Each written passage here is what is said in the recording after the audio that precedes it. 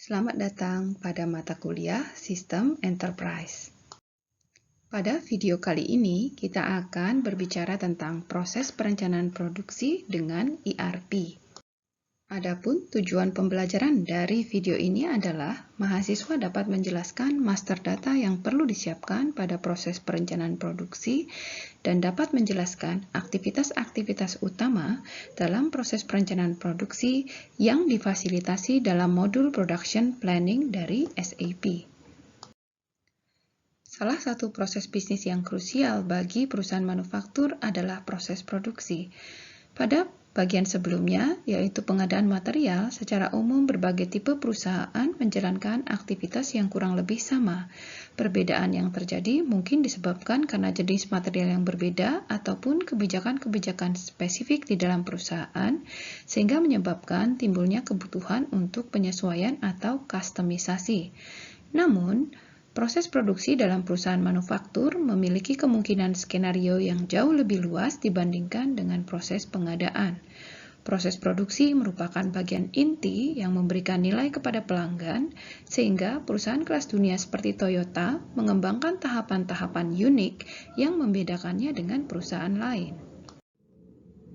Software SAP membagi proses produksi ke dalam beberapa proses, yaitu perencanaan produksi atau production planning, manufacturing execution yang dibagi lagi menjadi 3 bagian sesuai dengan pelaksanaan produksi di perusahaan, yaitu discrete manufacturing, repetitive manufacturing, dan Kanban. Produksi yang diutamakan untuk industri proses atau proses industries dan meliputi alat perencanaan terpadu untuk manufaktur proses berorientasi batch dan desain terutama untuk industri kimia, farmasi, makanan dan minuman, serta elektronik yang berorientasi batch. Dalam software SAP, perencanaan produksi difasilitasi dengan modul Production Planning atau dikenal dengan PP. Modul SAP PP bertujuan untuk merencanakan dan menjadwalkan kegiatan produksi secara ekonomis sehingga perusahaan dapat mengirimkan produk ke pelanggan sesuai dengan waktu yang dijanjikan dan dengan biaya yang efisien. Struktur organisasi dalam SAP PP meliputi perusahaan, pabrik, lokasi penyimpanan, dan lokasi work center. Master data dalam production planning terdiri dari material, bill of materials atau BOM, routing, work center, dan product group. Bill of materials adalah daftar komponen yang dibutuhkan untuk membuat sebuah produk atau rakitan. Komponen dikelompokkan dalam tingkatan atau level, di mana level 0 adalah produk akhir yang dibagi menjadi beberapa komponen yang langsung membuat produk akhir tersebut pada level 1. Komponen dapat dibagi lagi menjadi subkomponen level 2, dan seterusnya. Terdapat beberapa macam BOM yang difasilitasi dalam sistem SAP, yaitu single level, multi-level, maupun varian BOM. Routing memungkinkan perusahaan untuk merencanakan produksi material atau produk. Routing digunakan sebagai contoh untuk pesanan produksi, menjalankan penjadwalan, serta sebagai dasar untuk penetapan biaya produk. Routing dengan demikian adalah deskripsi operasi atau langkah-langkah proses yang harus dilakukan dan di mana untuk menghasilkan suatu material atau produk.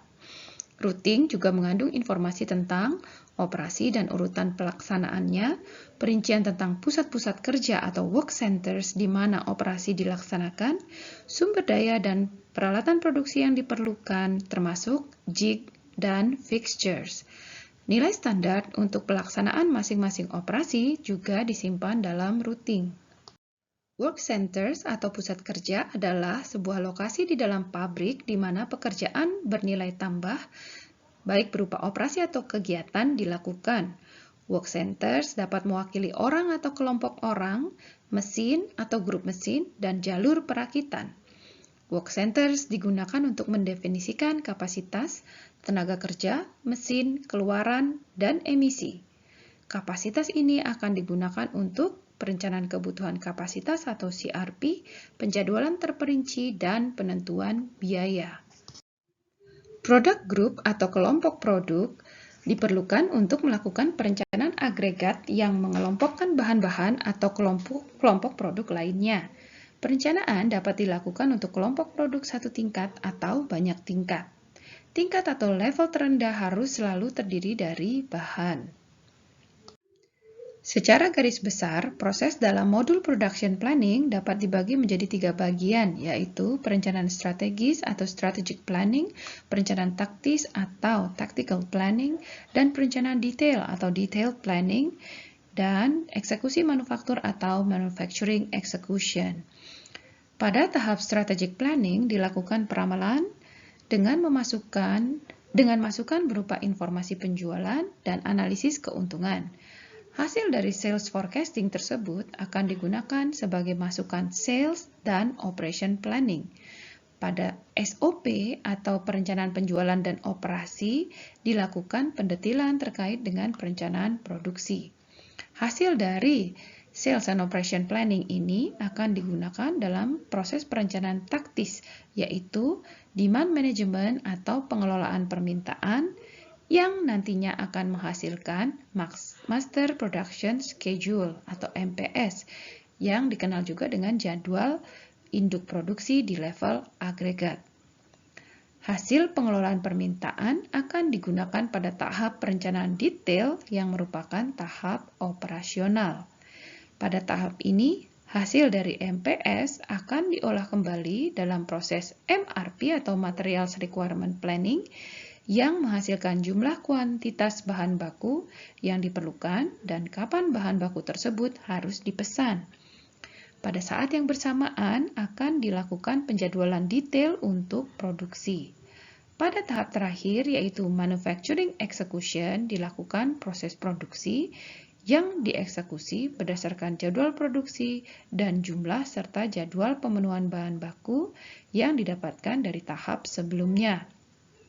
Pada tahap ini, dilakukan proses pemenuhan bahan baku yang dibutuhkan dan juga produksi produk hingga memenuhi pesanan produk. Dalam SAP, segala kegiatan penjualan direkam pada modul Sales and Distribution. Jumlah yang terjual direkam sebagai nilai konsumsi pada material tersebut. Dengan integrasi sistem informasi yang ada, riwayat penjualan yang akurat dapat digunakan untuk peramalan.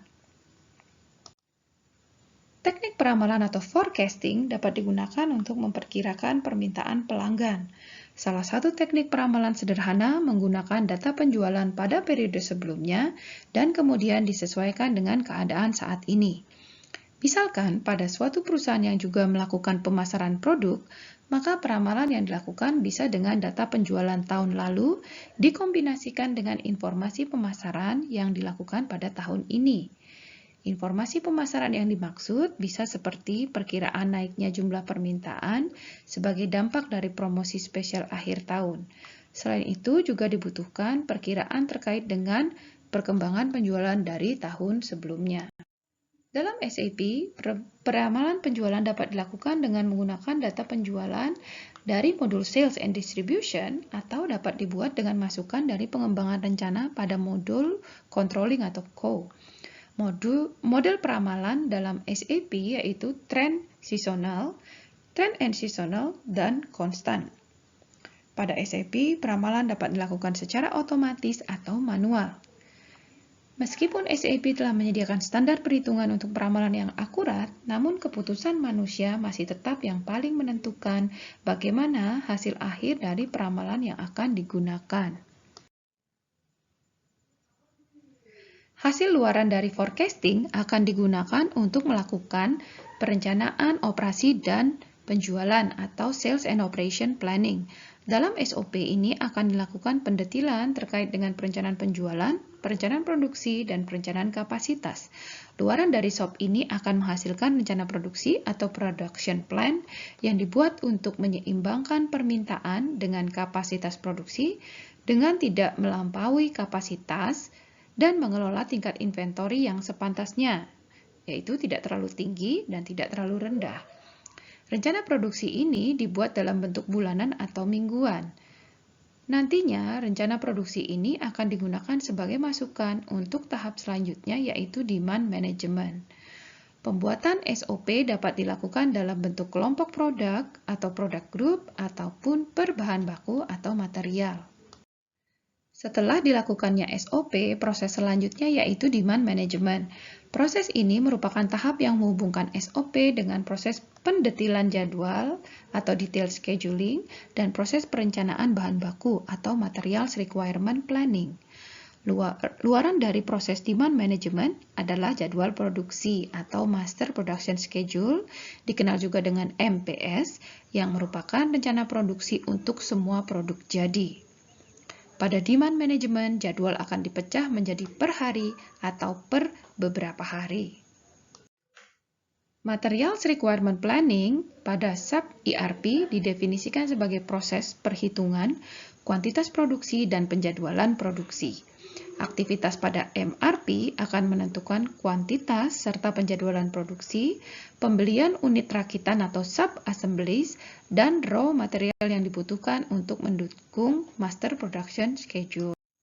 Untuk memahami perencanaan kebutuhan material, diperlukan pengertian terhadap beberapa istilah berikut.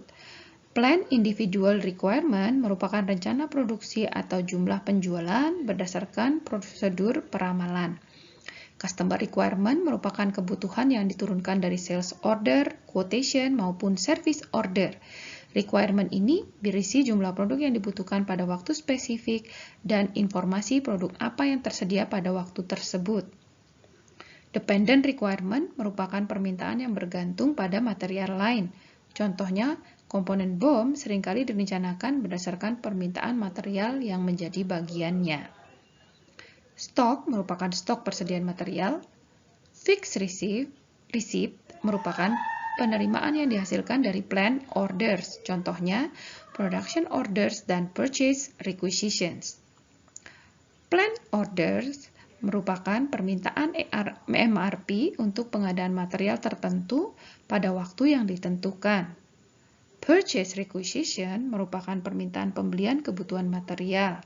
PR dilakukan untuk produksi eksternal.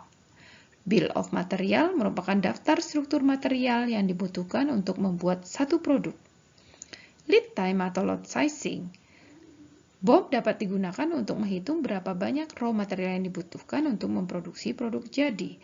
Untuk menentukan penjadwalan dan kuantitas pembelian pemesanan, dibutuhkan informasi lead time dan lot sizing. Contohnya, apabila pabrikan atau manufacturer memesan barang make to stock, lead time adalah waktu total yang dibutuhkan untuk pemasok menerima dan memproses permintaan, membawa material, mengemasnya, mengangkutnya pada kendaraan, dan mengantarkannya kepada pabrikan. Lot sizing mengarah pada proses penentuan kuantitas produksi untuk raw material in-house dan kuantitas permintaan untuk barang yang dibeli. Jadi ini adalah input dan output dari MRP. MRP terdiri dari sub-proses yang ditunjukkan pada gambar. Pertama, dilakukan cek terhadap planning file, yaitu mengecek berkas perencanaan untuk menghindari perencanaan material yang tidak perlu. Lalu, akan ditentukan kekurangan atau kelebihan material dengan cara menghitung kebutuhan atau requirements. Kemudian, dilakukan perhitungan kuantitas pengadaan untuk menyertakan lot size pada plan orders atau rencana permintaan atau purchase requisition atau permintaan pembelian. Next adalah melakukan scheduling atau penjadwalan. Kemudian dilakukan pemilihan sumber pasokan dengan menentukan procurement proposal atau pengajuan pengadaan dan dilakukan penentuan net requirement dari part yang di bawah dari BOM dengan menggunakan BOM explosion. Jadi pada tahapan ini ditentukan kebutuhan subordinate berdasarkan BOM explosion dengan menentukan dependent demand atau permintaan dependent. MRP merupakan proses perencanaan produksi yang berfokus pada penjadwalan produksi dan kontrol atas persediaan. MRP adalah sistem kontrol material yang menjaga ketersediaan inventory level dan memastikan kebutuhan material tersedia ketika dibutuhkan. Tujuan utama proses ini adalah memastikan ketersediaan material, komponen, dan produk untuk perencanaan produksi dan penyampaian pelanggan. Kedua, menjaga persediaan pada tingkat terendah. Dan tiga, merencanakan aktivitas manufaktur, penjadwalan penerimaan, dan aktivitas pembelian. Dalam SAP ERP, proses produksi terdiri atas 3 tipe, yakni Discrete Manufacturing, Repetitive Manufacturing, dan Production Process Industries. Proses eksekusi produksi terdiri dari 5 step penting, yaitu 1. Mengubah permintaan yang telah direncanakan menjadi permintaan produksi atau converting planned order to production order. Permintaan perencanaan atau plan order diubah menjadi permintaan produksi atau production order ke dalam akun seluruh produksi. Keseluruhan master data akan disalin ke pemerintahan masing-masing ketika mengubah permintaan perencanaan. Dalam eksekusi produksi, tipe permintaan adalah pengaturan konfigurasi paling penting. Tahap selanjutnya adalah releasing the production order atau meluncurkan permintaan produksi. Ini merupakan langkah penting dalam proses permintaan produksi yang menunjukkan bahwa produksi telah dimulai. Saat diluncurkan permintaan produksi, sistem dapat melakukan material availability, capacity availability, creation of batch, dan reservation creation. Pengaturan konfigurasi berhubungan dengan fungsi-fungsi tersebut. Langkah selanjutnya adalah goods issue untuk permintaan produksi. Goods issue meliputi penerbitan surat kebutuhan komponen untuk membuat produk jadi untuk permintaan produksi. Saat membuat goods issue, nomor dokumen dapat diperbarui di dalam permintaan produksi. Goods issue dapat dibuat paralel selama konfirmasi operasi. Pengaturan konfigurasi yang berhubungan dengan goods issue selama konfirmasi dibahas dalam parameter konfirmasi. Langkah keempat adalah konfirmasi permintaan produksi atau production order, yang merupakan aktivitas pelaporan komponen yang terpakai. Konfirmasi pada setiap operasi akan dilakukan berdasarkan kunci kontrol yang ada pada setiap operasi. Langkah yang terakhir adalah goods receipt terhadap permintaan produksi. Ketika proses produksi telah selesai, produk jadi akan diterima dari permintaan produksi menuju area penyimpanan masing-masing. Hal ini dapat dicapai melalui dua cara, yaitu melalui konfirmasi atau melalui transaksi yang secara terpisah. Nomor dokumen akan dihasilkan untuk setiap goods receipt. Nomor dokumen ini dapat diperbarui di dalam proses produksi.